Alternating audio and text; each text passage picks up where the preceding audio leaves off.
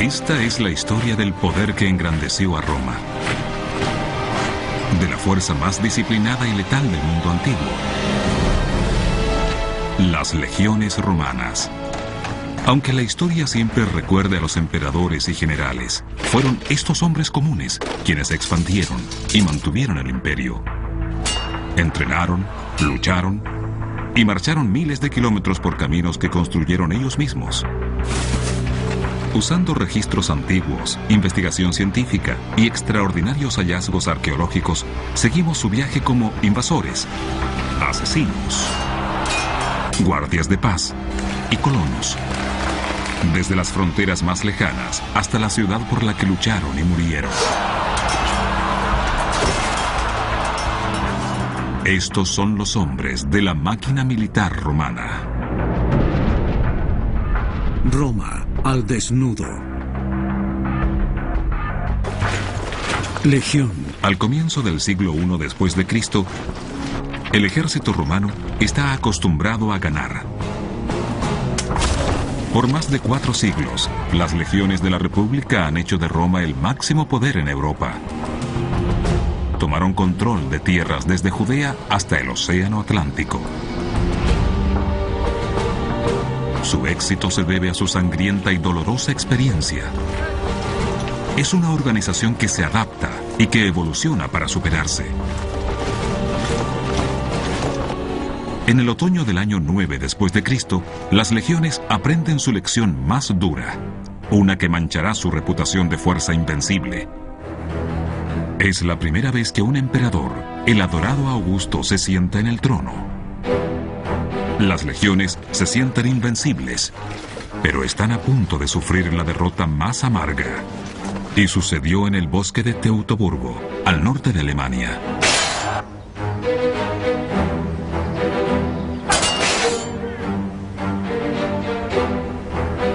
Una operación militar simple se transformó en una masacre.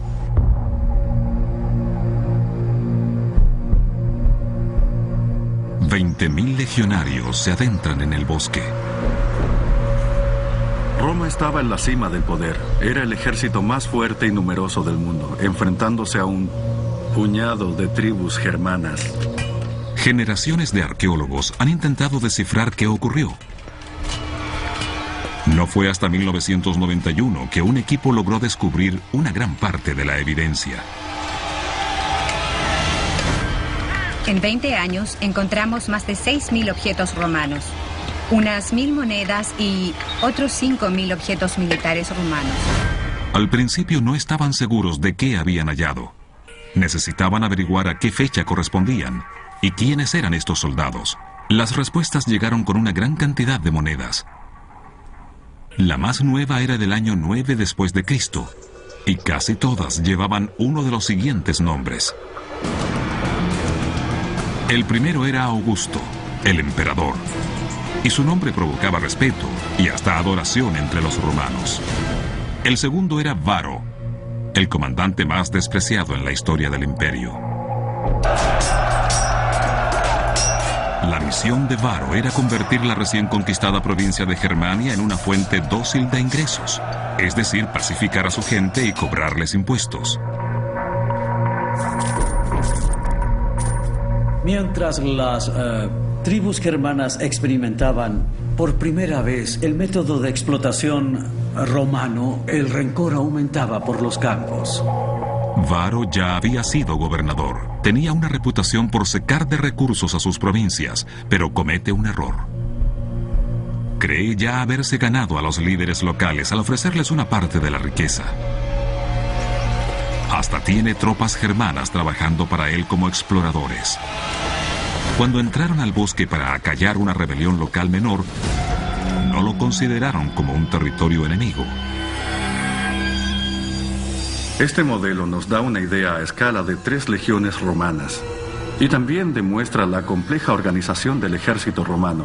Este fue un ejército del Mediterráneo que fue designado para luchar en campo abierto. Las condiciones del bosque eran pésimas para marchar formados. No podían marchar los 10 hombres en línea, estaban apretados. Habían ciénagas. El bosque era muy denso. La línea se estrechaba y expandía. Eran una presa fácil. El general Varro le permitió a sus ayudantes germanos que exploraran el camino, pero una vez fuera de vista se juntaron con un ejército de guerreros locales que se había reunido en secreto. Era una emboscada. De pronto, cuando los romanos menos lo esperaban, el ataque comienza y los encuentra desprevenidos.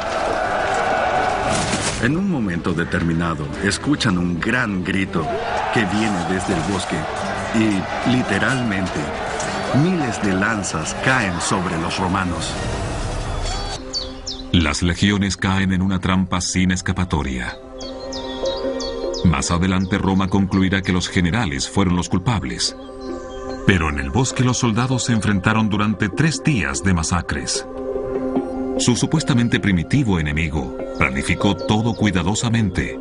Robándoles la idea a los mismos romanos, construyeron barreras de tierra por el lado del camino y las levantaron con estacas de madera. Al otro lado del camino había un pantano. Fue una organización absolutamente brillante.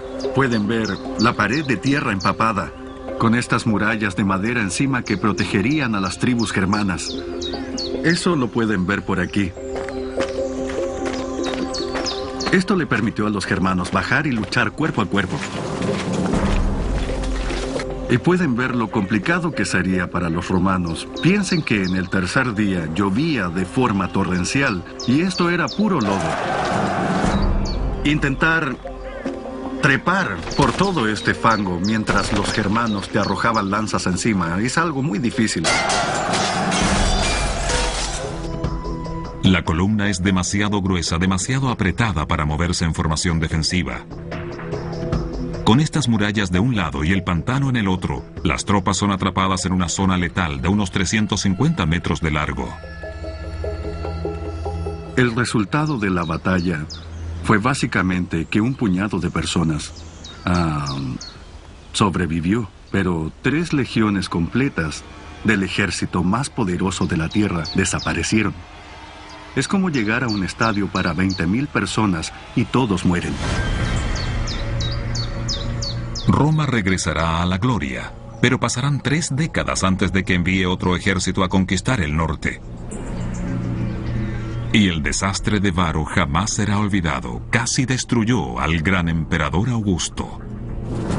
Se dice que recorría el palacio la noche siguiente, golpeando su cabeza contra las paredes, diciendo: Quintilio Varro, devuélveme mis legiones. Jamás se recuperó, de verdad murió deshecho. Y nunca reformaron esas legiones, y jamás se volvió a ocupar el 17, 18 y 19 como números de legión otra vez. Sería como nombrar a tu bote como el Titanic 2, ese impacto tuvo. Pero de aquí nace una lección. Generaciones de oficiales aprenderán del desastre de Varro. La próxima vez, los soldados de Roma domesticarán los bosques salvajes del norte con caminos y fuertes. Siempre lucharán en las condiciones que les convenga. Se enfrentarán a todos sus opositores con un poder sobrecogedor.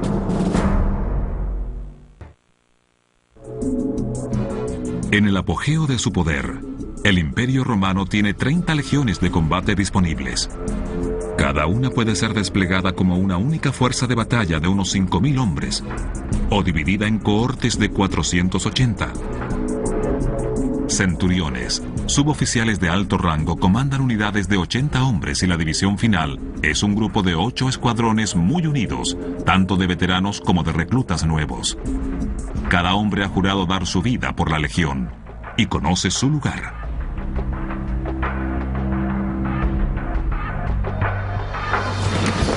Sin importar si son desplegados al Rin o al norte de África, esa era su estructura de comando. Y aunque es lo que uno espera de la milicia moderna, ningún otro ejército antiguo tenía ese nivel de disciplina. El equipamiento es otra cosa que marca la diferencia entre el soldado romano y sus enemigos. El ejército romano era claramente el más profesional de su época. Y también era el mejor equipado. estaban mucho más desarrollados que sus enemigos o el tipo de personas con las que ellos tenían que enfrentarse. En los lejanos rincones donde luchaban las tropas romanas, los arqueólogos han encontrado fragmentos de armas y armaduras que demostraban que Roma podía producir en masa, en la más alta calidad. Cada parte del equipo revela su superioridad en el campo de batalla. El más conocido es la Lorica Segmentata, esta armadura de placas. Y hemos encontrado fragmentos de la armadura que nos permitieron reconstruirla completamente. Así que, por ejemplo, aquí tenemos una hebilla que debió sujetar algunas de las placas del hombro y también las amarras que sujetaban las placas en el pecho y además en el torso. Era muy funcional. En una época en que el enemigo ocupaba cuero o, en el mejor caso, cota de malla, la armadura segmentada es un tremendo avance. No está hecha de acero templado. La idea es que pudiera doblarse y los golpes se amortiguaran. Es una buena protección para los hombros. Lo que uno espera, lo que uno recibe, suelen ser cortes verticales de espadas. Los romanos lo aprendieron de la forma más dura. Un legionario debe estar listo para luchar en cualquier momento. Este diseño es lo suficientemente liviano para que haga todas sus labores sin quitarse la armadura. De acuerdo a los descubrimientos, hasta se cree que cuando el legionario invadía tierras extranjeras, podía incluso excavar fosos y armar el campamento sin quitársela. Obviamente por si el enemigo intentaba sorprenderlos o emboscarlos. La armadura es muy efectiva, pero en la batalla la primera línea de defensa es el característico escudo legionario. La principal protección consiste en el scutum, el escudo de cuerpo entero. Lo sujetas con tu puño y al estar en posición de combate te protege de la rodilla hasta el mentón. Son muy difíciles de atravesar. El escudo pesa entre 6 y 9 kilogramos. Incluso podías ocuparlo como un ariete en contra del enemigo. Tras el escudo, la única parte del legionario que está expuesta es la cabeza. Cada soldado ocupa un casco, cuyo diseño ha cambiado durante todo un siglo tras cientos de batallas. Tenemos la ancha protección del cuello y otra para la frente que desviaría un golpe de espada. También tenemos una protección para las orejas y otra para las mejillas también.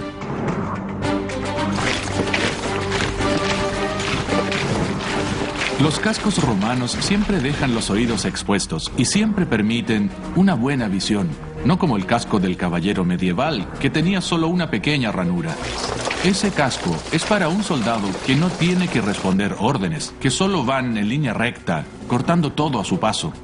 El casco romano le permite al usuario estar mucho más atento de su entorno. Es algo esencial para su estilo de lucha. En su mejor rendimiento, la legión es una compacta máquina asesina. Cuando comienza la batalla, reciben la orden de preparar el pilum, la jabalina de casi 2 metros que llevaba cada hombre. La mitad superior es de hierro. Su punta tiene forma de pirámide, seguido de un mango de hierro de 60 centímetros que se conecta a una asta de madera muy pesada.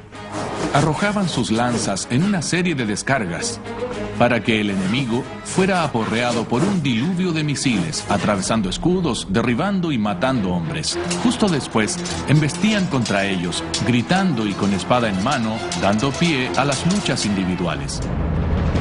La espada del legionario, el gladio, es perfecta para la lucha cuerpo a cuerpo, porque su hoja mide solo medio metro. Como se porta en el lado derecho, se puede desenfundar fácilmente sin necesitar mucho espacio. Su función es apuñalar. Los romanos estaban orgullosos de confiar más en la punta que en el filo. De una estocada y con solo enterrarla un poco, mataban al enemigo dándole en un punto vital. En aquella época, el que un soldado romano llevara una espada es algo extraordinario para sus enemigos. La espada es la marca de un guerrero, la marca de un líder. Es algo inusual. La armadura, los cascos, todo eso es inusual para los pueblos más bárbaros. Todo legionario tenía la panoplia completa, de igual o incluso mejor calidad que la de los guerreros más valientes y aristocráticos del ejército contrario. En esa época, un soldado romano se enrolaba por un mínimo de 20 años, soporta la dura disciplina y la penuria física.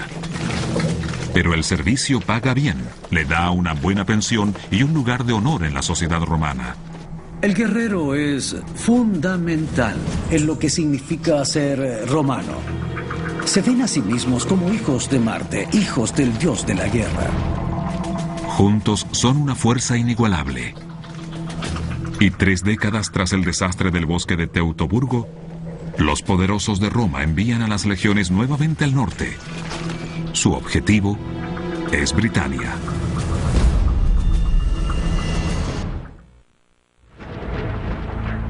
Año 41 después de Cristo, Claudio, el nuevo emperador, recibe el trono. Heredó un estado dañado por la corrupción, la lucha interna y la baja moral. La invasión romana de Britania fue un brote de violencia no provocada, nacida del miedo y la debilidad del nuevo régimen. Un desconocido en la política, Claudio no tiene los antecedentes militares que Roma espera de sus líderes. Necesitaba más que nada una prestigiosa victoria para legitimar su posición como gobernante del imperio. Un ejército invasor se embarca. Los hombres saben muy poco del lugar donde van. En su mitología, es una tierra de monstruos.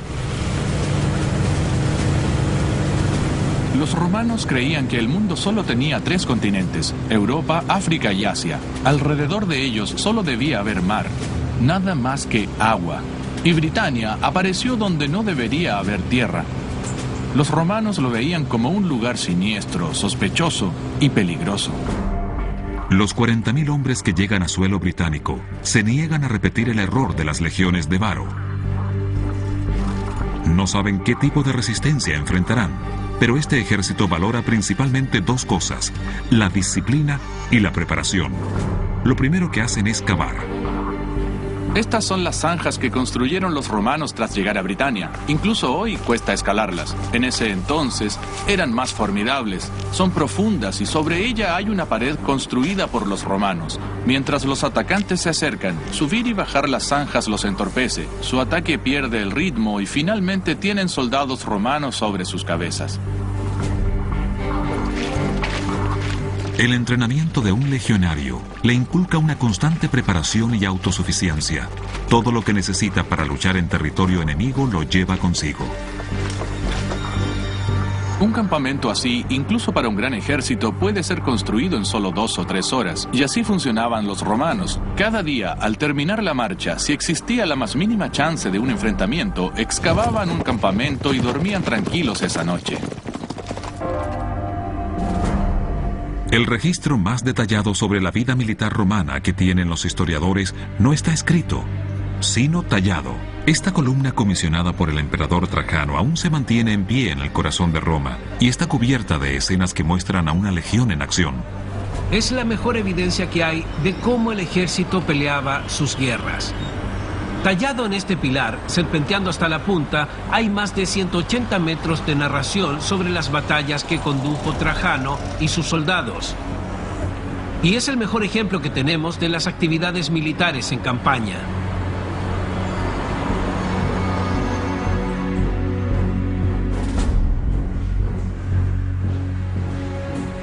Al ver en detalle los moldes de la columna, se aprecia cómo armaban sus campamentos. Los soldados romanos pasaban mucho tiempo en el bosque. Lo que hacían era cortar árboles con sus hachas, bajar grandes troncos a este panel y aquí tenemos la construcción de un fuerte. Un soldado romano no es solo alguien que lucha en batallas, sino que siempre está construyendo y cuando se necesita crear una fortificación, lo hace. La fuerza de la legión proviene de una estricta instrucción. La tierra de 4 inmensas trincheras crea 4 murallas defensivas. Sobre ellas, estacas de madera. Las tiendas son colocadas en un preciso patrón cuadriculado y la mayor de las 4 entradas del fuerte se hace siempre enfrentando al potencial enemigo. Es una estructura temporal y puede que la ocupen solo una noche, pero la experiencia les dice a estos hombres que así pueden repeler cualquier ataque. un campamento en la frontera siempre será idéntico a uno construido al otro lado del imperio. Un legionario puede ir a Britania o a Siria y aún se sentiría en casa en una base romana. Sabría dónde se ubica todo, cómo está dispuesta y cómo funciona el ejército. Ya aseguraron su posición en Britania, así que pueden dedicarse a la conquista. Una de estas unidades, la Segunda Augusta, quedará asignada a estas islas por los próximos 300 años, provista de generaciones sucesivas de soldados. Pero por ahora es una fuerza de ataque que tiene como misión atravesar las defensas británicas. La Legión Segunda Augusta parece que debió luchar contra unos fuertes, ubicados en cerros con empalizadas, murallas y zanjas, que eran defendidas por una serie de grupos tribales.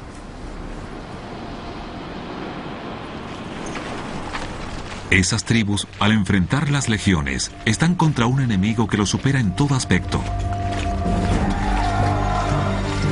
Estamos en medio de la batalla y los romanos están asediando el campamento de los bárbaros. Estos están sobre los romanos y les comenzarán a lanzar cosas, pero abajo los romanos crearon una formación única.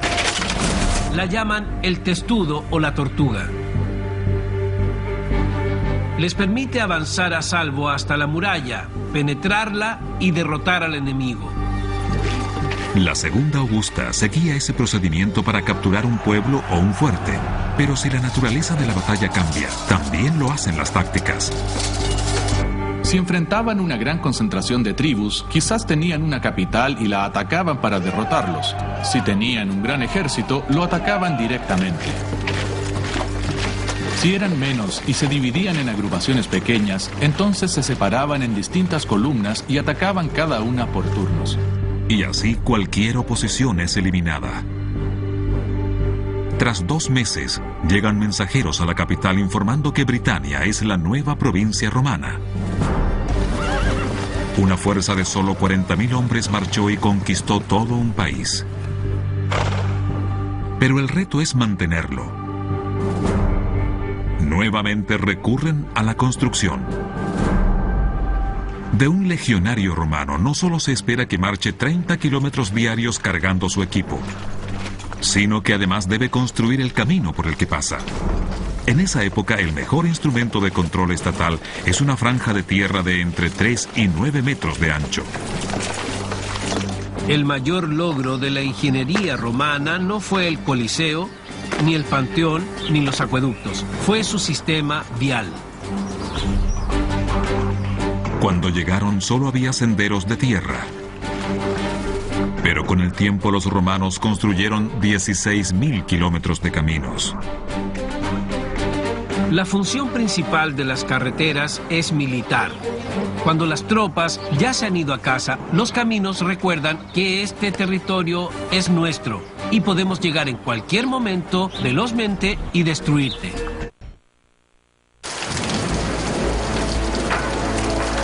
En los años que siguieron a la invasión romana, parecía que los británicos se habían resignado a su ocupación. Al sur mantienen al rey de la tribu Icena como líder títere. Mantiene su estatus, siempre y cuando las tribus paguen.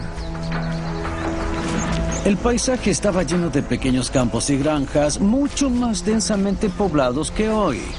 Pero la gente aquí era británica, no romana. Los romanos recolectaban impuestos y existía un riesgo de rebeliones con tantos británicos pagando impuestos a unos pocos gobernantes romanos. El arte está en el equilibrio. El desastre de Varo le enseñó a Roma a no explotar excesivamente a las provincias.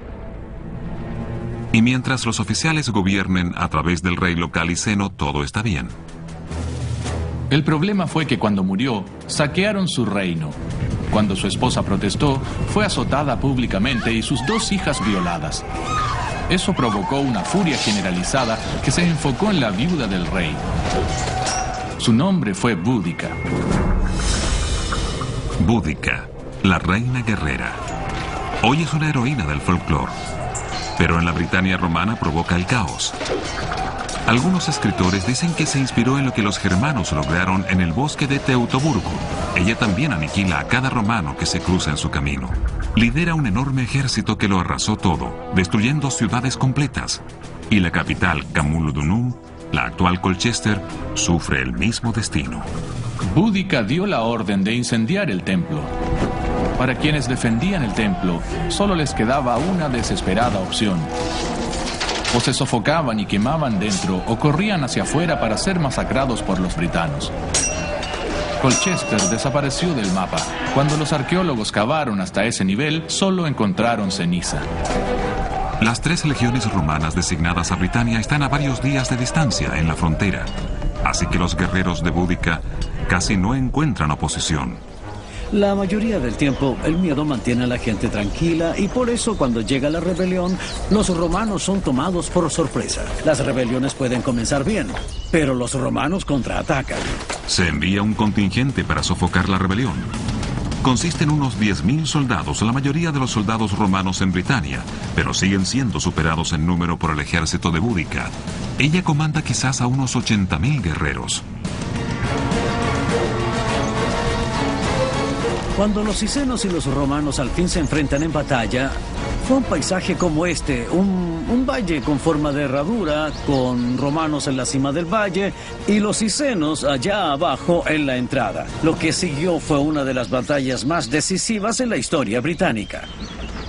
Mientras los 2 ejércitos se forman uno frente al otro, los comandantes analizan el paisaje de formas muy distintas. Boudica confía en su victoria. Tenía muchos más hombres y tenía a los romanos encerrados. Estaba tan segura que civiles como mujeres, niños y ancianos estaban en la entrada del valle para ver la batalla. Pero el comandante romano eligió su terreno y lo eligió con cuidado. Boudica cree tenerlo acorralado, pero él cree que la ladera empinada del valle y los bosques a su espalda le ofrecen protección. Están igualados. Con un terreno así de impenetrable, por detrás y por los flancos, los romanos sabían que no había forma de que los británicos los rodearan, especialmente sus carros, que no servían en un terreno así. Los romanos debieron desplegarse de un lado del valle hasta el otro, en 8 hileras, extendiéndose quizás por 1,5 kilómetros en total, una pared de acero. Los británicos tenían más hombres, pero la angostura del valle provoca que ambas líneas frontales sean iguales. Lo que sigue no es solo un choque de ejércitos, sino de culturas, la disciplinada máquina de guerra romana contra la furia de las tribus.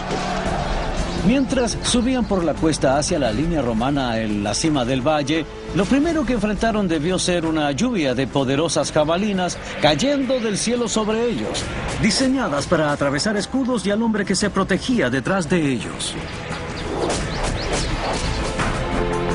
En el combate cuerpo a cuerpo, los británicos luchan individualmente, pero los romanos maniobran en una serie de herméticas formaciones. Y los legionarios romanos sacan sus gladios. La línea parece la hoja de una sierra, con los guerreros más fuertes en cada punta. Se lanzan hacia adelante y los británicos son recibidos por el golpe de los escudos y por gladios apuñalándolos en el abdomen. Con un movimiento ascendente y tras esa arremetida, el pánico comienza a difundirse entre los británicos. Su ejército titubea y retrocede, y los romanos van logrando la inercia. Toda la fuerza británica es aniquilada. Se dice que Boudica se suicidó. A los romanos solo les tomó horas conseguir la victoria, pero pasaron semanas ejecutando su venganza. Luego de la victoria, el ejército romano arrasó con todo. Impusieron la política de fuego y espada en el paisaje británico, o sea que mataron todo lo que vieron y destruyeron todas las propiedades. Al ver el registro arqueológico de Norfolk, la tierra de los cisenos, vemos asentamientos destruidos y abandonados por todos lados. Y tuvo que pasar una generación completa para que volvieran a la normalidad. Lo que parecía ser un desastre para Roma terminó en la destrucción de las tierras de los cisenos. Y con el tiempo será casi olvidado. esa fue la última resistencia real británica. Le seguirán 350 años de dominio romano, una vez que los legionarios hagan de la isla su hogar. Lentamente los campamentos de legionarios en Britania dejaron de ser bases militares para convertirse en asentamientos, comunidades romanas lejos de Roma. Es una historia que se repite por todo el imperio. Para conquistar un imperio, las legiones debían construir fuertes. Y todos esos fuertes suelen convertirse en ciudades del imperio. El cambio es aún más evidente en Richborough, donde comienza la ocupación romana de Britania. La primera construcción de la legión fue un campamento temporal, pero se transformó en algo mucho más permanente y asombroso. Estamos en una plataforma con forma de cruz, pero cuando se construyó en el siglo I después de Cristo, estaba a nivel del suelo. Sobre nosotros había un arco. En estos espacios vacíos había 4 grandes soportes para aquella enorme estructura. Dedujimos su forma porque sabemos mucho de arcos romanos. A los romanos les gustaban, eran monumentos impresionantes. Construían arcos de triunfo para celebrar una victoria o la grandeza del emperador. Hay muchos en Roma. Pero en Bretaña, una tierra de casas de barro y bosques salvajes, era el más claro testimonio del poder romano. Aunque solo quedan sus cimientos, podemos reconstruir el arco de Richborough. Medía 25 metros de altura. El brillante mármol blanco que lo cubría permitía verlo a kilómetros. Se convirtió en la entrada a la Britania romana. Casi representa al imperio mismo. Solo construías monumentos así para conmemorar victorias. Era un símbolo del éxito romano y del poder romano. Te bajabas del barco, pasabas por el arco y veías la Britania romana. Y las distancias son algo impresionante.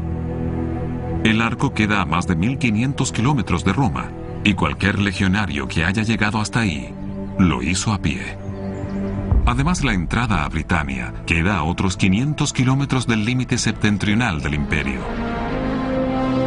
La evidencia sugiere que incluso en estos puestos fronterizos, las legiones mantuvieron el control por cientos de años.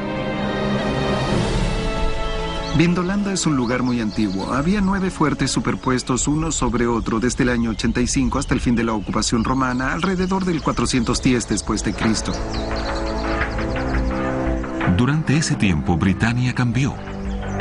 Las condiciones arqueológicas especiales en este yacimiento preservan como fotografías las diferentes fases del dominio romano. Como destruyen y reconstruyen tantas veces este lugar, empujan la arqueología hasta el fondo, alejándola del aire, creando un entorno libre de oxígeno. Y si lo haces 9 veces, muy en el fondo hay un lugar especial porque casi todo allá abajo sobrevive. Es decir, los objetos que se hubieran podrido en cualquier otro lugar, aquí se preservaron perfectamente. Hay armaduras, joyas y docenas de pares de botas militares. Exclusivas de Vindolanda, hay algunos objetos que nos acercan increíblemente a la gente que vivió aquí hace casi 2000 años. No olvidaré la primera vez que encontré algo. Excavábamos lo que creíamos una zanja romana de unos 4 metros de profundidad, y en el fondo había mucha madera. Y algunos pedazos de madera eran algo aceitosos, y tras limpiarlos, me llevé la sorpresa de mi vida al ver jeroglíficos en ellos. Lo que encontró fueron tablas de escritura, listas de compras, cartas, registros, listas militares. Detalles que revelan por primera vez lo que pensaban los legionarios asignados a este lugar. Las tablas de escritura como documentos romanos son increíbles porque cada uno tiene la oportunidad de reescribir la historia de la Britania romana. Cada uno de ellos es como una ventana al alma de la persona que lo escribió. Es un mensaje muy personal y estamos viendo ese mensaje y leyendo su correo. Desde que se encontró la primera tabla en Vindolanda se han recuperado más de 400. Las cartas muestran la vida de un legionario alejado de su casa. El fuerte de Vindolanda es un elemento vital en la historia de esta legión, porque no toda Britania fue romanizada. Asaltos desde el norte de la actual Escocia eran un problema constante. En una época la respuesta romana sería una sangrienta y decisiva guerra de conquista y castigo. Pero comenzando el siglo II, el emperador Adriano dio un cambio radical de políticas. Ordena a las legiones que construyan un muro por toda la frontera. Fue su respuesta para un problema bastante serio para la Britania romana. Su solución a largo plazo fue aislar la zona civilizada de la provincia de los bárbaros al norte. A más de 1500 kilómetros de Roma, el imperio aún era capaz de movilizar enormes recursos. Tomó 30.000 hombres y más de una década terminar la obra. El muro de Adriano, en términos modernos, es un proyecto de construcción impresionante y colosal. Incluso hoy, hacer algo así costaría miles de millones de dólares. De costa a costa debió medir casi 120 kilómetros y de altura probablemente entre 5 y 7 metros, con almenas sobre ella, torres y puertas cada par de kilómetros, desde donde se podía ver todo su entorno, controlar qué estaba pasando y pedir ayuda si era necesario. La muralla es principalmente una estructura defensiva. La expansión ha sido por mucho tiempo el motor del imperio, con legiones invadiendo agresivamente las fronteras. Pero ahora, el Imperio Romano estableció un límite en piedra. El muro de Adriano refleja este gran cambio de ser un imperio agresivo, joven y ambicioso que aprovecha cada oportunidad devorando territorios a un imperio de Edad Media mucho más reflexivo que pensaba en sus fronteras y que administraba lo que ya tenía. En cierto sentido, eso marca el comienzo del fin para el Imperio Romano. Los primeros fuertes de legionarios en Britania eran como islas, pedazos de Roma en territorio hostil. Pero no tenían ni la capacidad ni el deseo de luchar constantemente. Al pensar en la ocupación romana de Britania, es importante no creer que el ejército estaba formado por soldados que venían de Italia. A medida que el ejército establece sus bases, empieza rápidamente a reclutar locales y es común que esos soldados tengan familias e hijos. Así que se puede ver al ejército convertirse en parte de la sociedad local.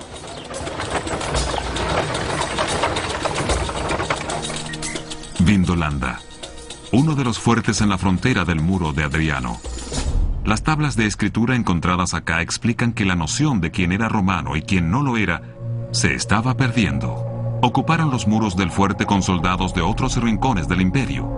Una prueba de la complejidad de la máquina romana y de su alcance es que pudieran asignar galos y germanos a la frontera británica.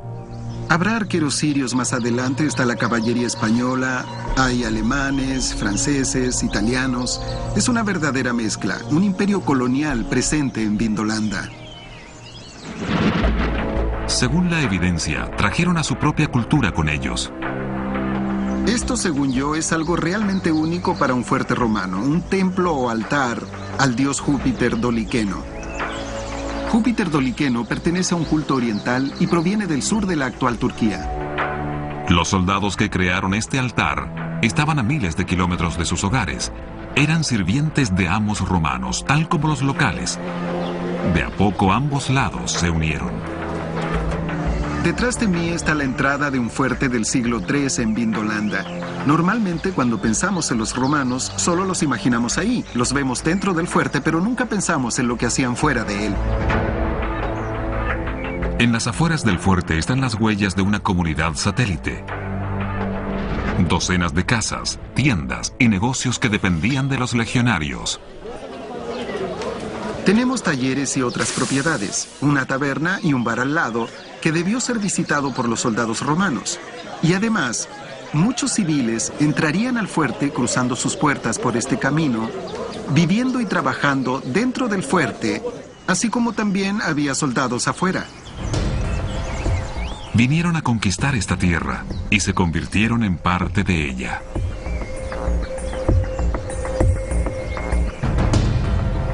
Los eventos que ocurren en otras partes del imperio reflejan que Roma se va haciendo vulnerable. Las legiones patrullan miles de kilómetros de fronteras y no pueden controlarlas todas. Esta muralla rodea la antigua ciudad romana de Verulamion. Fue construida en el siglo III después de Cristo, como 200 años luego de derrotar al ejército de Boudica, porque en esa época los romanos eran más inseguros. Preocupados de que las fronteras ya no pudieran repeler a los bárbaros, construyeron defensas por todo el imperio.